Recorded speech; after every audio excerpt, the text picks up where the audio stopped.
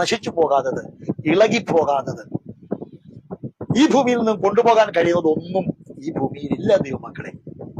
എന്നാൽ നമുക്ക് വേണ്ടി ദൈവം ഒരുക്കി വെച്ചിരിക്കുന്ന ഒരു ആകാശവും ഭൂമിയും ആർക്കാണ്? നമുക്ക്. നമ്മളെന്ന് പറഞ്ഞാൽ ആരാണ്?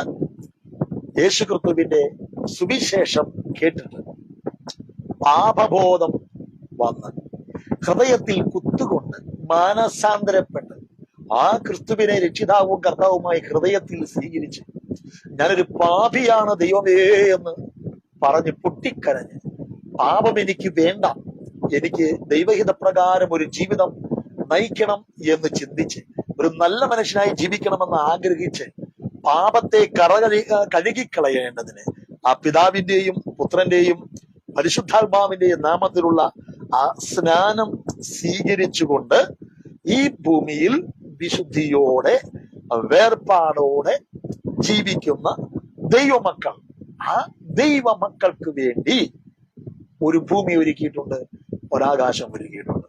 അപ്പോൾ ഇവിടെ എന്തെല്ലാം സംഭവിച്ചാലും നമുക്ക് യാതൊരു വിഷമവുമില്ല, ഭയമില്ല, പേടിയില്ല. ഇനി ഭാരതത്തിലാകട്ടെ, ലോകത്തിലാകട്ടെ, കഴിഞ്ഞ നാളുകളിൽ കോവിഡ് വന്നു ചിലരെ ഭയപ്പെടുത്തി, ജലപ്രളയം വന്നു ചിലരെ ഭയപ്പെടുത്തി, ഭൂചലനങ്ങൾ വന്നു, സുനാമികൾ വന്നു ചിലരെ ഭയപ്പെടുത്തി. Praise the lord. ഈ ലോകത്തിൽ എന്തെല്ലാം വന്നാലും ഭയപ്പെടാതെ നിൽക്കാൻ കഴിയുന്ന ഒരേ ഒരു കൂട്ടരേ ഉള്ളൂ, അത് നമ്മളാണ്. നമ്മൾ പറഞ്ഞാൽ ആരാ? വീണ്ടെടുക്കപ്പെട്ട പ്രത്യാശയുള്ള. നമ്മൾ ജോബിന്റെ ക്വാളിഫിക്കേഷൻ വായിച്ചതുപോലെ, നമ്മുടെ കൊർണേലിയൂസിന്റെ ക്വാളിഫിക്കേഷൻ വായിച്ചില്ല, ജോൺ പറഞ്ഞു പോയുള്ളൂ അല്ലെ. ജോബിന്റെ ക്വാളിഫിക്കേഷൻ വായിച്ചതുപോലെ അല്ലെ, നിർമ്മലൻ, നിഷ്കളങ്കൻ, ദോഷം വിട്ടകലുന്നവൻ, ദൈവഭക്തൻ. അപ്പോൾ അങ്ങനെ ദൈവമക്കൾക്ക് ഇനി കൊർണേലിയൂസ് രക്ഷിക്കപ്പെട്ടില്ലെങ്കിലും അദ്ദേഹത്തിന് ഒരു പ്രത്യേകതയുണ്ട്. അദ്ദേഹത്തിന്റെ പ്രാർത്ഥനാ റൂമിൽ എന്ത് ചെയ്തു? ദൈവത്തിന്റെ ദൂതൻ ഇറങ്ങി വന്നു.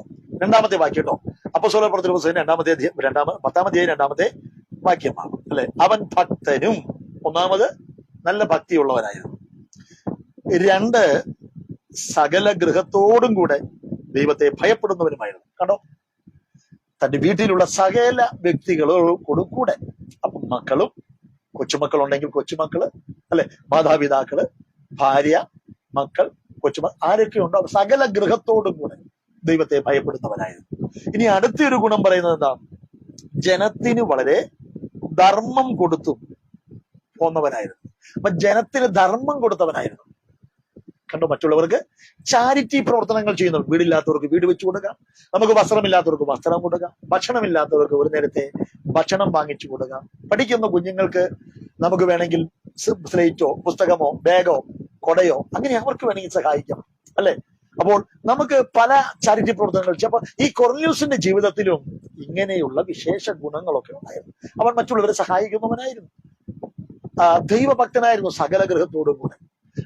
അവിടെ പറയുന്നത് ദൈവത്തെ ഭയപ്പെടുന്നവനും, സകല ഗൃഹത്തോടും കൂടെ ദൈവത്തെ ഭയപ്പെടുന്നവനും, ദൈവഭക്തനും, ജനത്തിന് ധർമ്മം കൊടുക്കുന്നവനും, അടുത്തത് എപ്പോഴും ദൈവത്തോട് പ്രാർത്ഥിച്ചു പോരുന്നവനുമായിരുന്നു. കണ്ടോ, അപ്പോൾ ഈ ശതാധിപനായ കൊർണേലിയൂസിന്റെ പ്രത്യേകത ദൈവത്തോട് പ്രാർത്ഥിക്കുന്നവനായിരുന്നു, ദൈവഭക്തനായിരുന്നു, ദോഷം വിട്ടകലുന്നവനായിരുന്നു.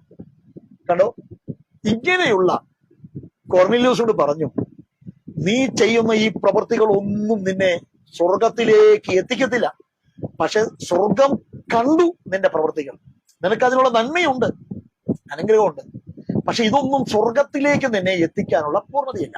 പക്ഷേ സ്വർഗത്തിലേക്ക് നിനക്ക് എത്തണമെങ്കിൽ, നശിച്ചു പോകാത്ത ഭൂമിയിൽ നിനക്ക് പ്രവേശിക്കണമെങ്കിൽ, ആ ശിക്ഷാവിധിയിൽ നിന്ന് മോചനം പ്രാപിക്കണമെങ്കിൽ പത്രോസിനെ വിളിച്ചു വരുത്തി അവന്റെ പ്രസംഗം കേട്ട് അവൻ പറയുന്നത് പോലെ നീ ചെയ്യണം.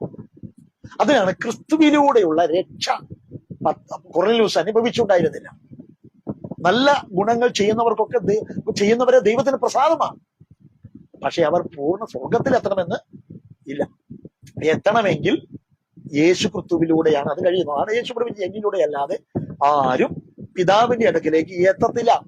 100% അച്ചട്ടായിട്ട് കർത്താവ് പറഞ്ഞു, ഞാൻ വാതിലാകുന്നു, ഞാൻ ആടുകളുടെ വാതിലാകുന്നു, എന്നിലൂടെ അല്ലാതെ ആരും പിതാവിന്റെ അടുക്കൽ എത്തിച്ചേരത്തില്ല. അപ്പൊ യേശു ക്രിസ്തുവിലൂടെ മാത്രമേ സ്വർഗരാജ്യത്തിൽ പ്രവേശിക്കുവാനായിട്ട് ലോകത്തിലുള്ള സകല മനുഷ്യരും കഴിയത്തുള്ളൂ.